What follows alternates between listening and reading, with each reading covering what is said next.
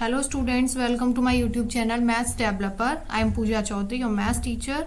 Now we will solve class 10 chapter 3rd pair of linear equations in two variables, exercise 3.2 and question number 3rd.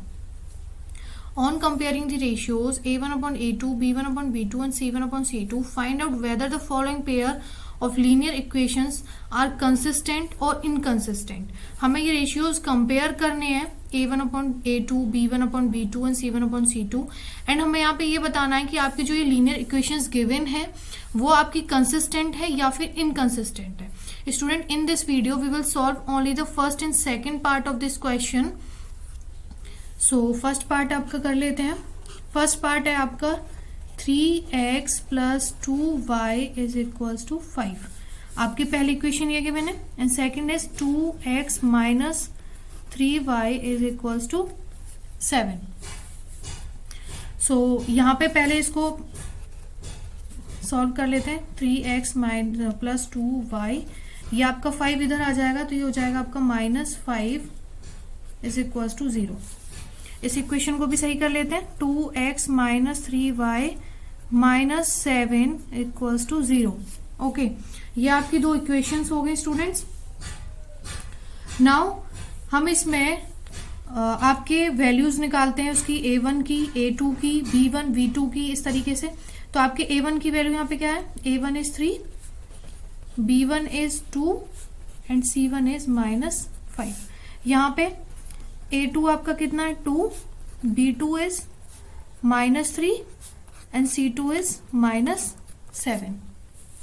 Okay, so दोनों की equations निकल आई हैं, sorry दोनों की values निकल आई हैं. Then for comparing ratios, now ratios को कंपेयर कर लेते हैं. a1 upon a2. स्टूडेंट यही बोल रहा है आपसे कि पहले आपको a1 अपॉन a2 कंपेयर करना है with b1 upon b2 and c1 upon c2. तो आप यही करोगे. a1 is 3, a2 is 2. Next b1 upon b2. b1 is 2 and b2 is -3. Next c1 upon c2. c1 is -5 and c2 is -7.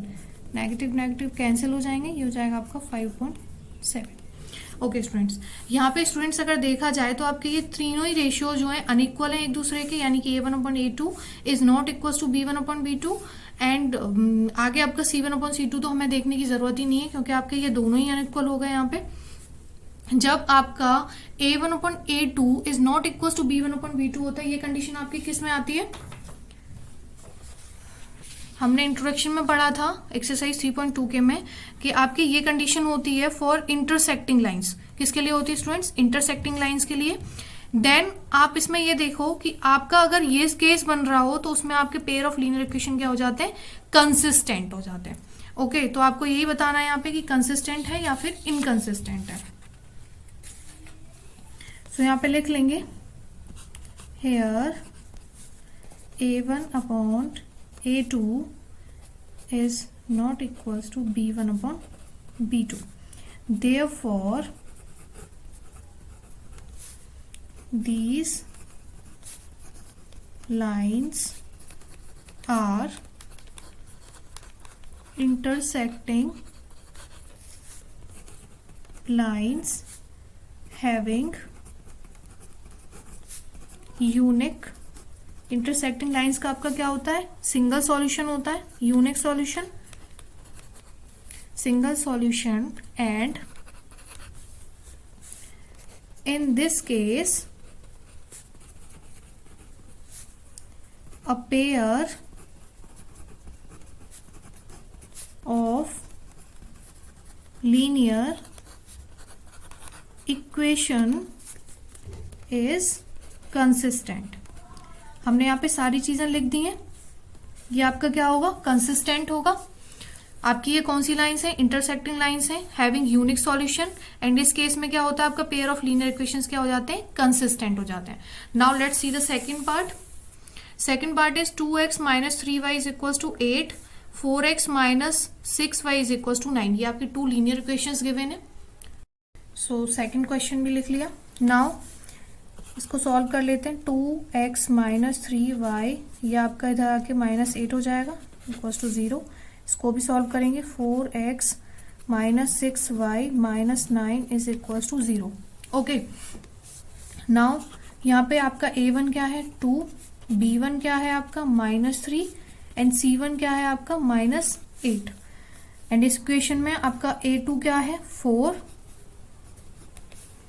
b2 है आपका -6 and c2 है आपका -9।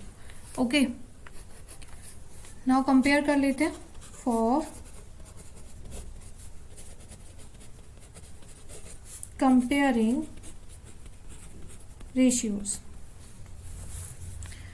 a1 upon a2, आपका a1 क्या है 2 एंड a2 है आपका 4, तो ये आपका हो जाएगा 1/2। Next one is b1 upon b2, b1 is -3 and b2 is -6, यानी कि ये आपका क्या हो जाएगा 3/6, ये भी आपका क्या हो जाएगा 1/2। नाउ c1 अपॉन c2, ये आपका -8 अपॉन -9, तो ये आपका बचेगा 8/9। ओके, सो स्टूडेंट यहाँ पे आपका a1 upon a2 is equal to b1 upon b2 but not equal to c1 upon c2। ये वाली कंडीशन हमने किसके लिए पढ़ी थी students?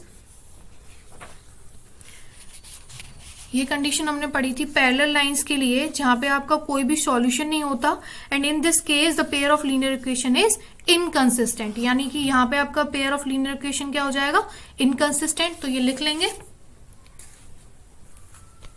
Hair a1 upon a2 is equals to b1 upon b2 but not equals to c1 upon c2. Therefore, these lines are parallel lines.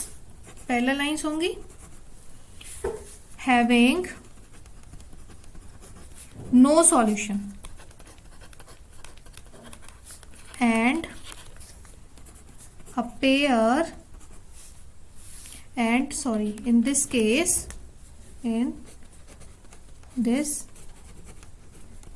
a pair of linear equation is inconsistent. यहाँ पे क्या होगा आपका pair of linear equation क्या हो जाएगा inconsistent. तो ये हो गया आपका सेकंड पार्ट। सो स्टूडेंट ये थे आपके first and second part of question number 3 in exercise 3.2। मेरे वीडियो को लाइक एंड शेयर करें please, subscribe my YouTube channel and press on the bell icon to get daily updates. Thank you.